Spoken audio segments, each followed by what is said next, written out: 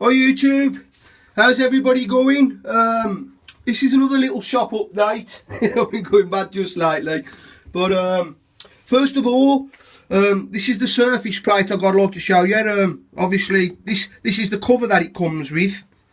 Let me just that vac I've got a thing to show you in. To say I'm happy with this, oh, a bit hard one-handed, excuse me, is an understatement. And then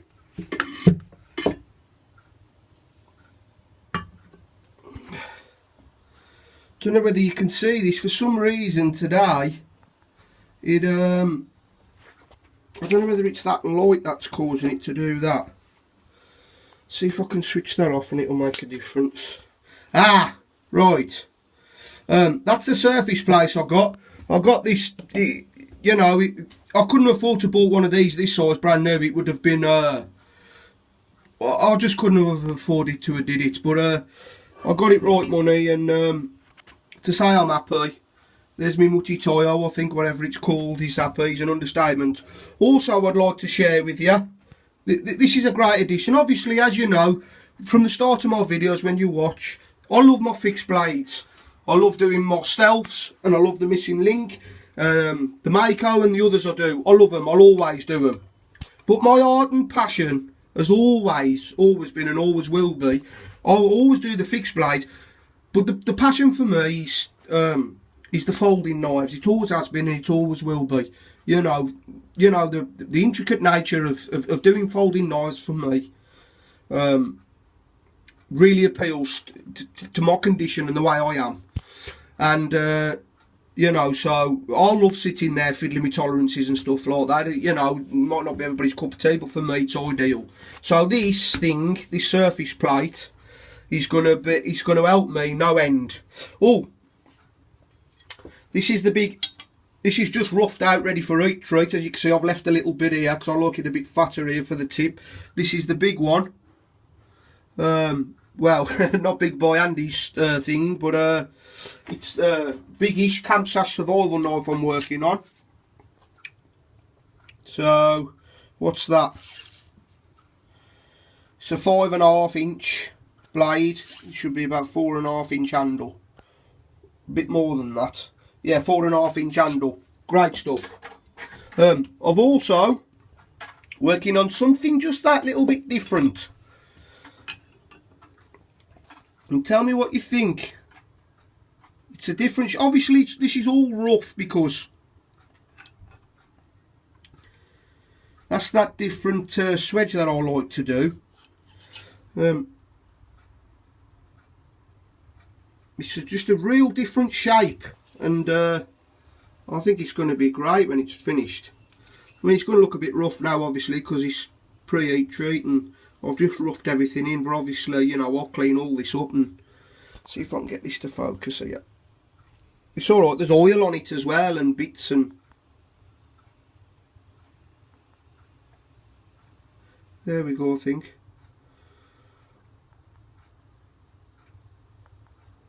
You know, I'll do all these thingies as well, no jigs. I'll do these freehand on my little wheel and just take my time.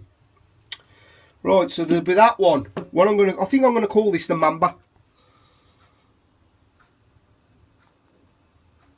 Yeah.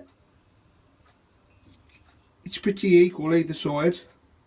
Real different shape. You know, his thumb just sits nicely in that section there. You can see that. It's really different. I think it'd be really nice, this.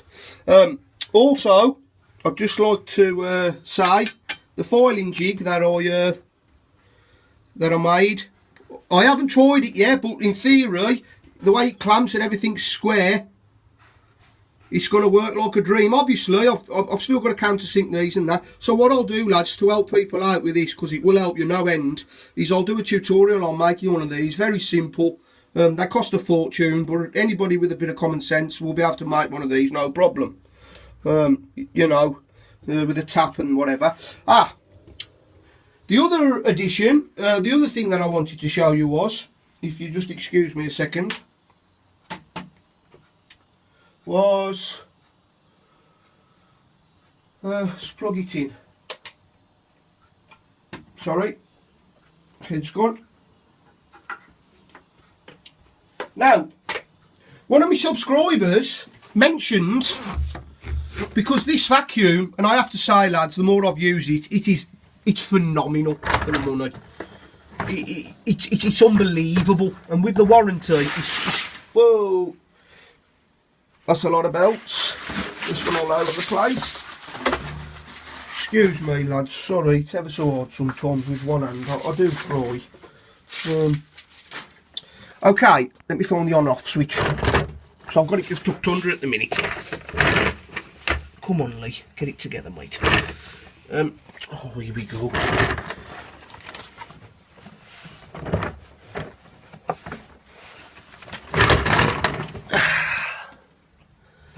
Where the bloody hell is it? Oh, fucking hell.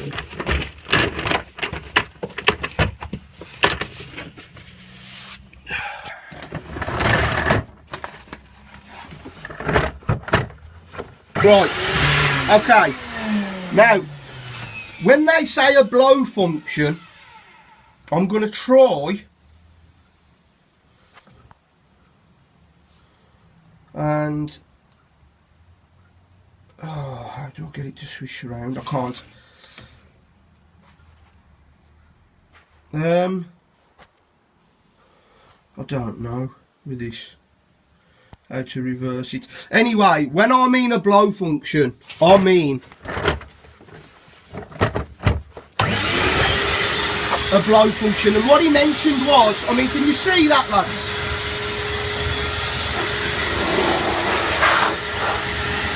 I mean, it is.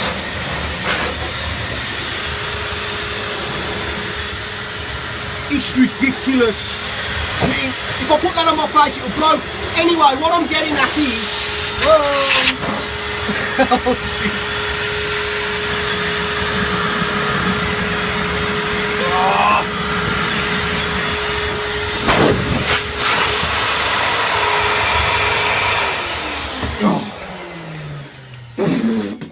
Right, anyway, God me, look at this lot.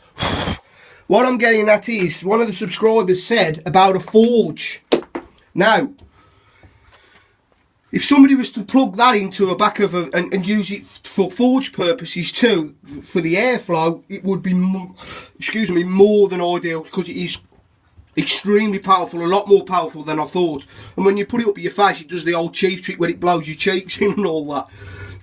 And the other addition, lads, excuse me lads, this flu's rough, is this. A little porter band. Now this thing, am I happy? Oh yeah. Right. This little thing was 40 quid. New, posted. You can just switch it on. You can turn it right down. You can turn it right up. You can just let it run. You ain't going to press the button. And that cut that out yesterday. It is slow. Don't get me wrong. It's not the fastest bandsaw in the world. But to be honest, when I've watched Sandy rough out his blanks, and I've watched others with the bandsaws, they don't seem really fast. Now, that there, excuse me, is 5mm. It's me practicing with the needle foils. Some cross hatching I'm thinking of doing. That there is 5mm. See if I can do this one-handed. I do have to be careful. Hold on lads. It works great. I mean, and I know when they ship these with terrible, they always do, they never ship you with a good blade, and never, no matter what you buy. You always have to buy an aftermarket one, a good one. So, and I know this is terrible, so this gives me an indication with a better blade what it's going to do. Hold on.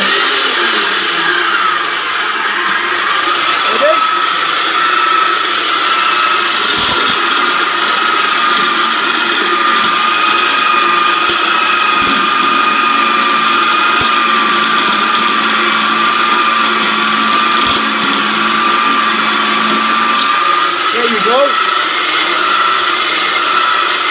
No problem at all. The stuff like pin material.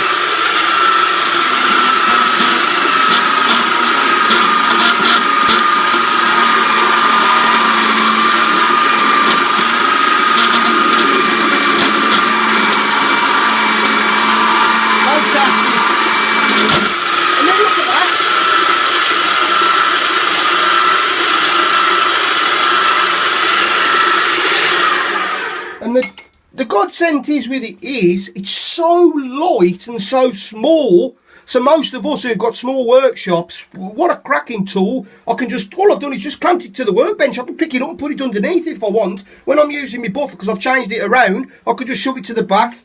There's the plates hard off, Del. Thanks, Del, mate. They're going to be priceless. Another priceless tool. Thank you. And as you can probably hear, I'm really excited with these little bargains I've had. I mean, 40 quid for this, because I'm moving down into the bigger shop, because obviously I'm changing around, and obviously then I'll probably get a bigger bandsaw. But if this does the trick until then, fantastic.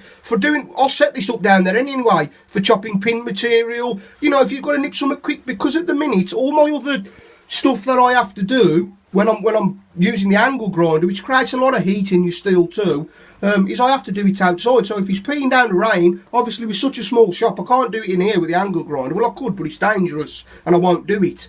You know, if it kicks back or something goes wrong, it's such a small space, I could really injure myself.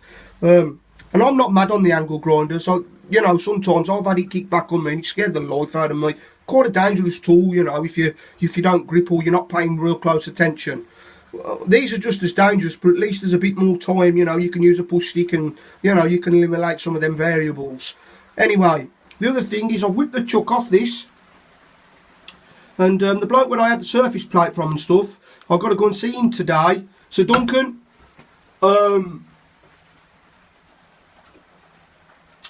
sorry mate, I've got it here somewhere. I'll go and pick your... I'll find it. Anyway, I've got your thing for you that I said I had.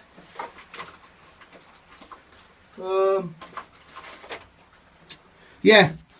Your scriber. So I'll sort that out and we'll get you. I'll pick yours up today, our kid, for you. I've got to go and see him at 2 o'clock, and I've got to pick up my new chucks for my drill press. And one thing and another. Couple. Here's them burrs, Andy, I was telling you about, and Del. I think these are what they're called, and they're the right thing, I think. That's a minute. Yeah? Or that's them burrs, I think. There's another one here, and he gave me these, bless him. So, anyway, I'll wrap it up now, guys, because it's too long, way too long already. I thought I'd share that with you. There's some other bits I've had, some new calipers and other stuff like that, but a little case to hold stuff in the bloke gave me, which is great. Anyway, guys, I thought I'd share this with you. This, by the way, is a Woodster PB06, and I think it was 40 quid or 42 quid posted for me. Which is ridiculous really for this. I found some others and they were asking 110, 120 for them. I mean, 40 quid for a little porter bandsaw like this, you know, you just can't go wrong with stuff like that. I mean, and for the price I thought it was going to be no good. I mean, it's not the greatest thing in the world, but 40 quid I didn't expect it to. Is it doing what I needed to do for now? Yes. When I change the bandsaw blade, will it cut better? Yes. 40 quid, no worries. And as for you, mate, who asked about that for the forge, it would be absolutely ideal for it. There's more than enough air there for that. So again, my vacuum's dual purpose. Bye for now, lads. Have a great weekend, and ladies. I hope you all have a great weekend. I hope you enjoy your Instagram, our kid. Take care. Bye for now, Lee.